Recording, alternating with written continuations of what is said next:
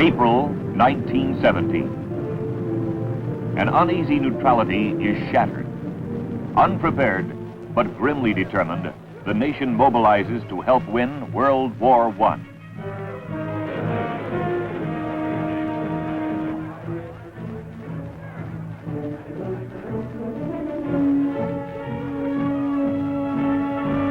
It is a war that has already raged across Europe for 3 brutal years. Trench by trench, crater by crater. A conflict in which the Allies and the Central Powers unleash every weapon in their growing arsenals.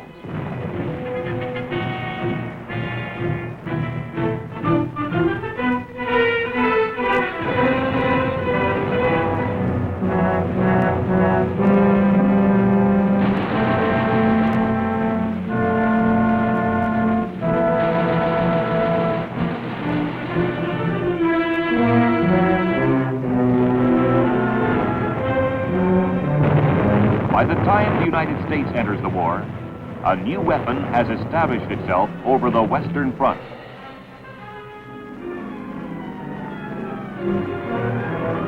This is the first major war where soldiers can look down on the battlefield, where combatants can use the air to carry war to the enemy. It is a weapon to be reckoned with, not only over the battlefields, but over the sea, where the airplane has already demonstrated its value in naval operations.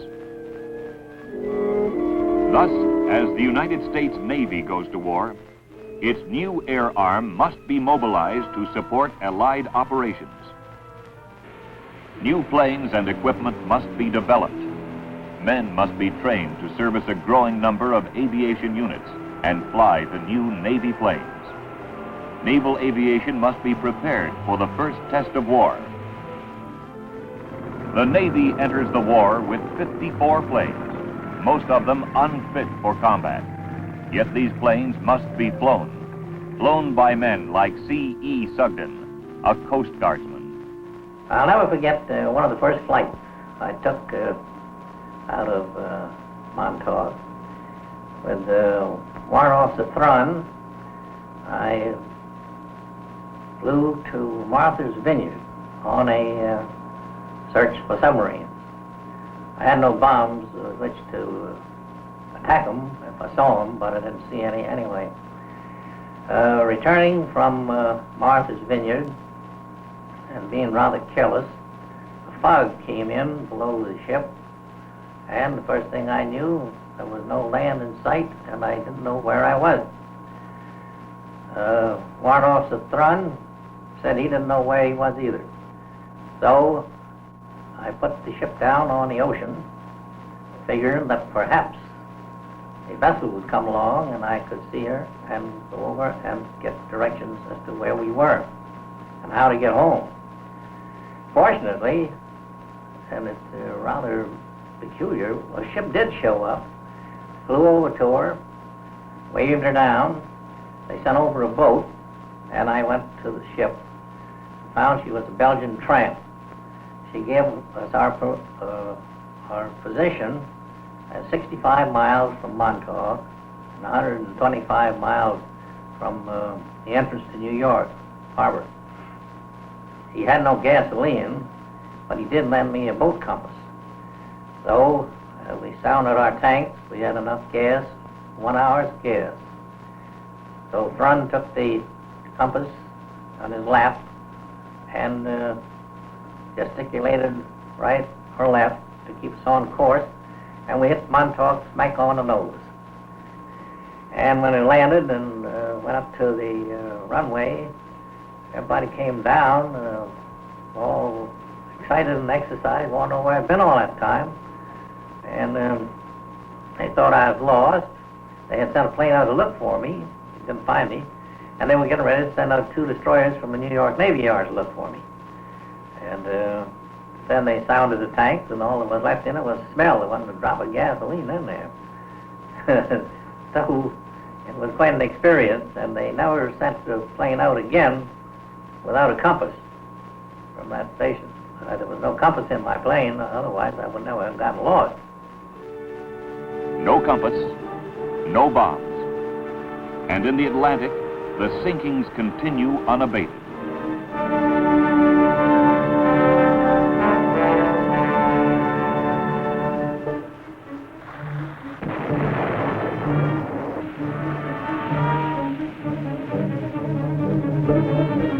Aircraft are desperately needed to protect Allied shipping.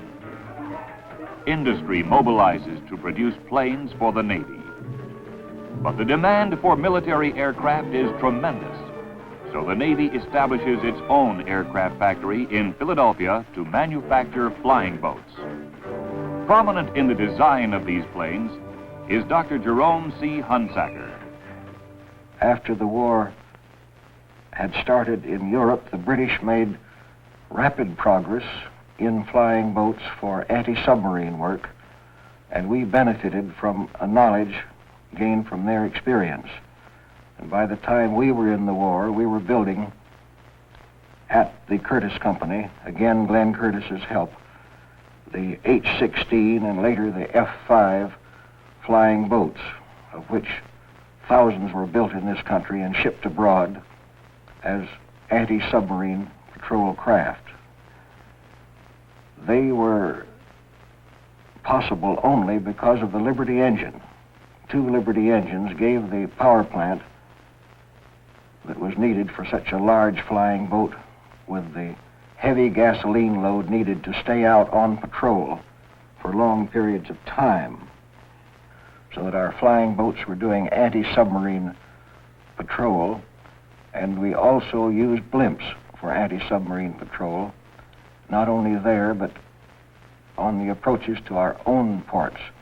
And the Navy got into a lighter-than-air venture then in developing what later came to be called blimps. In that, we had copied the French and the British to some extent, who had started lighter-than-air work.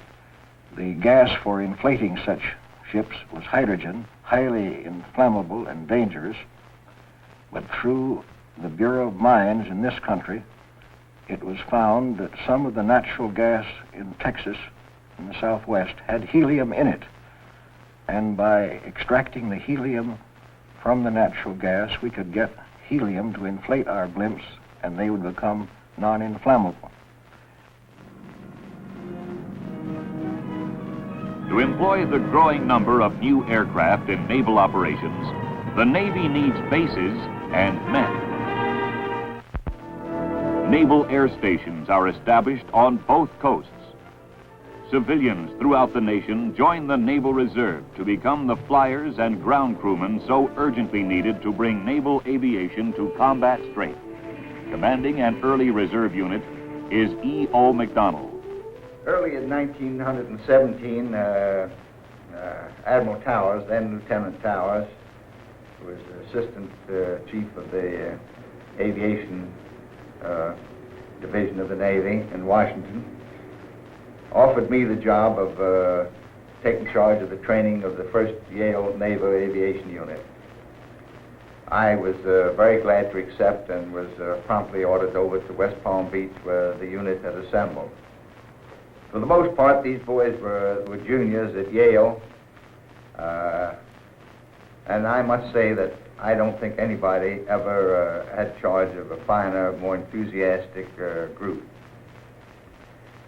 We trained at West Palm Beach, and at that time we had mostly civilian mechanics. All the planes that were in use there had been furnished by private subscription of the members of the families and friends of the members of the unit. Later, when we got to, the unit was transferred to Huntington, Long Island, and about this time, Navy planes, Navy personnel were furnished, and gradually the operation took on more of a real Navy flavor. Throughout the instruction, I attempted to teach these boys something about the Navy as well as flying. I gave them lectures in ordnance, gunnery, seamanship, navigation, and so on. there was no doubt about the enthusiasm about flying. However, when it came to my lectures, I found that there was not quite the same enthusiasm. I found out that there was a certain amount of competition among members for seats behind the pillars in the room where I gave the lectures so they could take a nap while I was talking. They didn't know that I knew this, but I was on to it all the time. Among the first Americans to sail for Europe after the outbreak of hostilities are naval aviators. Men like David Ingalls, a Yale undergraduate. After we were all qualified and had received our certificates as naval aviators, we were distributed to various parts. First 3 of our crowd were sent overseas. A number were then sent to different, where they were starting different naval air bases in this country.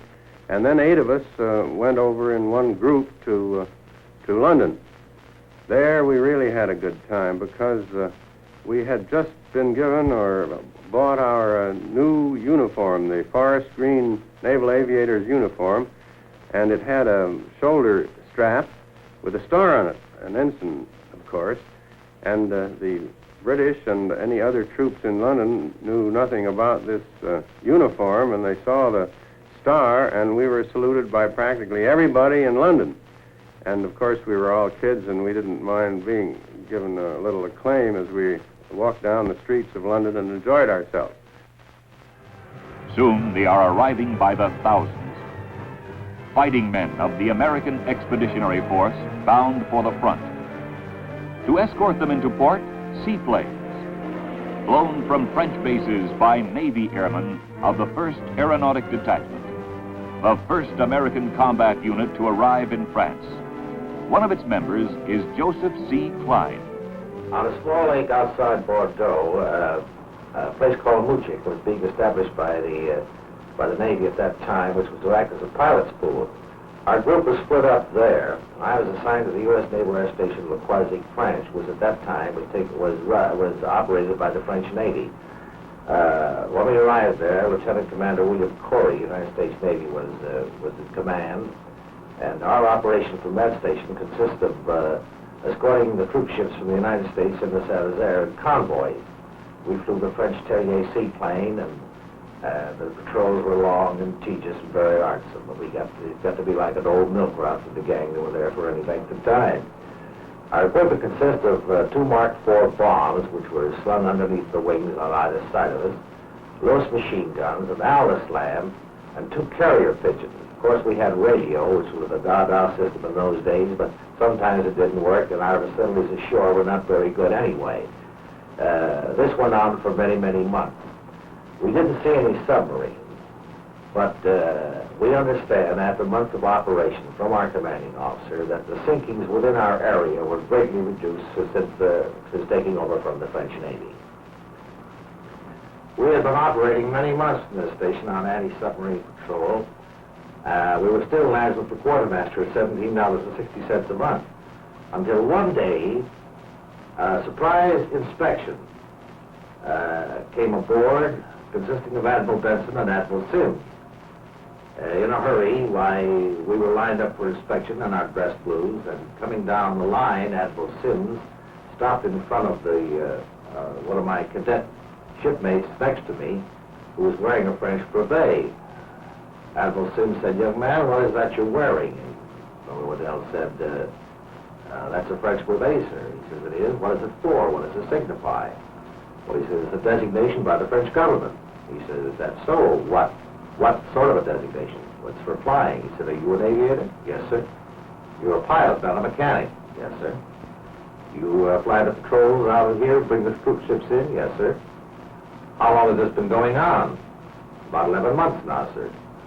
He turned and looked to me, and he said, "Is that your status, too?" And I said, "Yes, sir." He said, "Lieutenant Corey, why aren't these men commissioned?" In 2 weeks, we took our examinations and became ensigns. On constant patrols, American seaplanes step up the fight against the submarine. But the vulnerable flying boat must be protected by other Navy pilots, men like A. Elliott. My job at Dunkirk was flying fighter cover to protect the and the submarine patrol planes. One morning on a patrol, I was in formation of 3 Onryos at about 3,000 feet, with the patrol plane at about 500 feet. It was very hazy. Suddenly, I saw a submarine below us, and the first thing I noticed was that they were firing at the patrol plane, and the bursts were coming uncomfortably close. In fact, they forced him to turn and run. However, they hadn't seen the Onryos, and we were in a dive with our machine guns open, and I believe that we shot some of the gun crew off the deck. As we were closing on the submarine, it started to submerge. And at that point, the patrol plane turned around and came back and dropped 2 depth charges on the spot. We circled, and in about a minute, the submarine came up bow first at an extreme angle, and then sunk back again stern first. We received official credit for a submarine on this patrol. And now the war enters its 4th year, 1918. German submarines continue to patrol the Atlantic, but now the U-boat has a new enemy, a deadly enemy.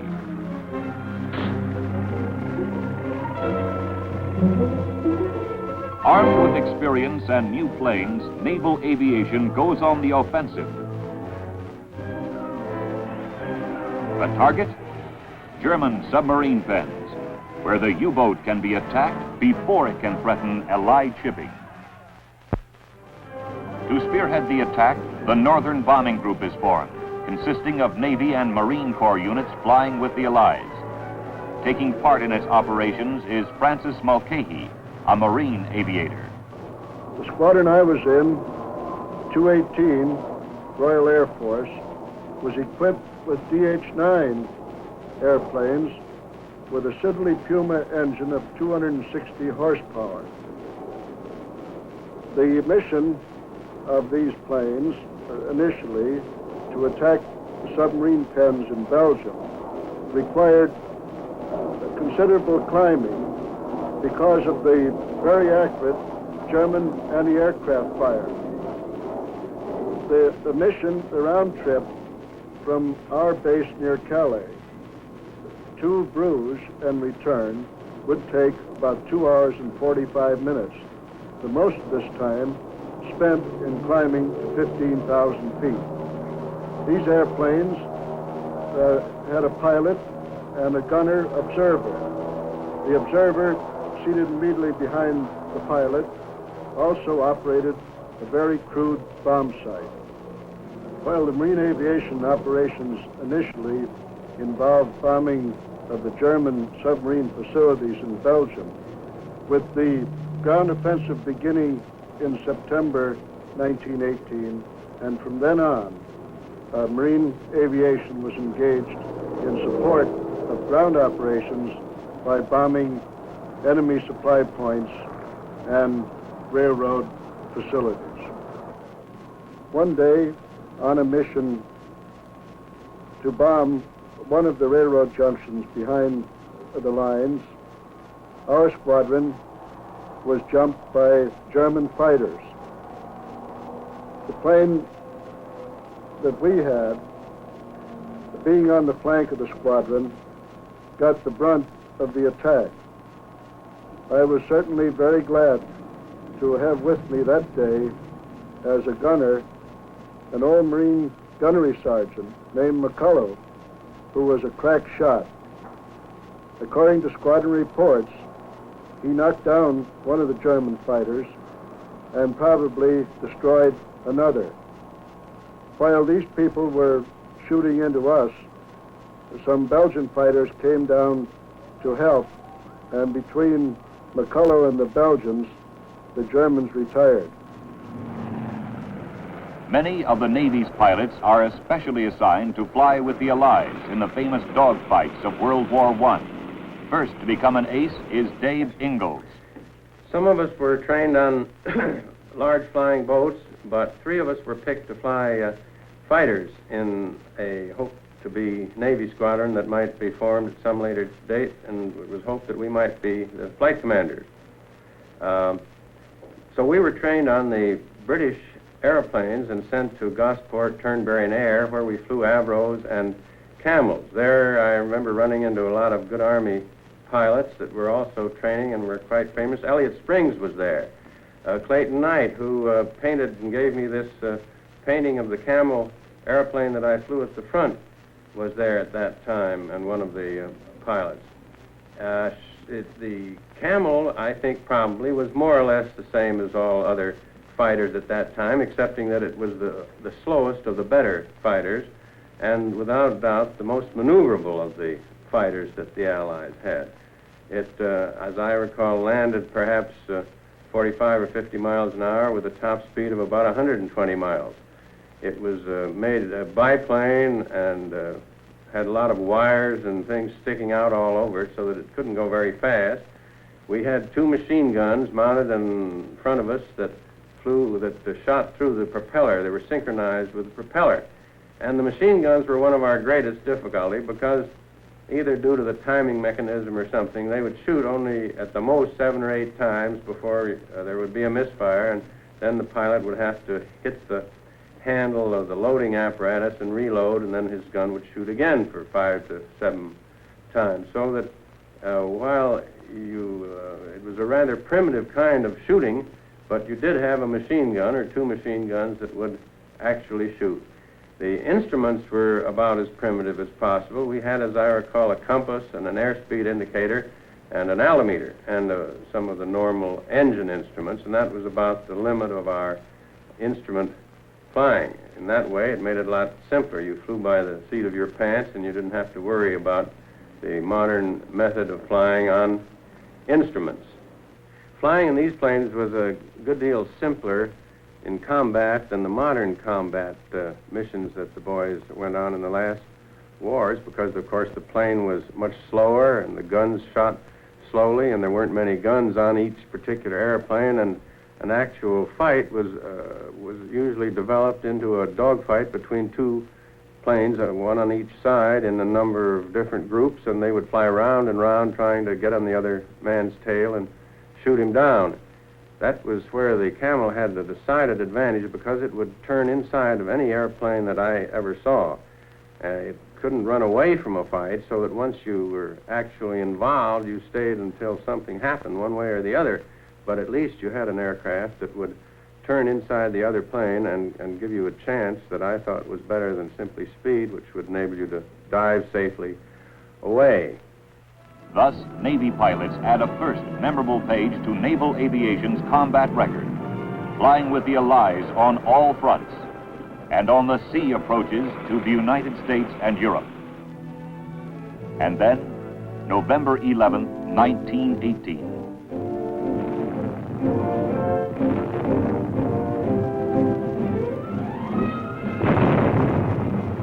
The last shot is fired.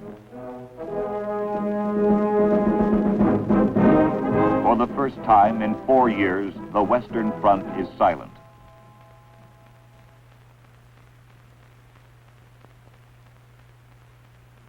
The Great War has ended.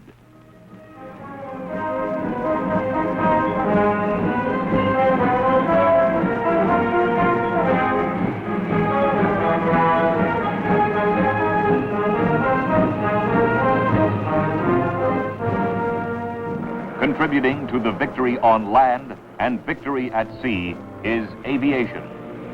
For the Navy, World War I has brought about the first test of this important new arm, a harsh test that has greatly accelerated the development of aircraft and aviation equipment, the training of naval air personnel, and has fostered a better understanding of the role aviation can play in combat operations. In its aircraft and its men, the Navy has a potentially powerful weapon, a weapon that must now be tempered for a harsher test of another world war.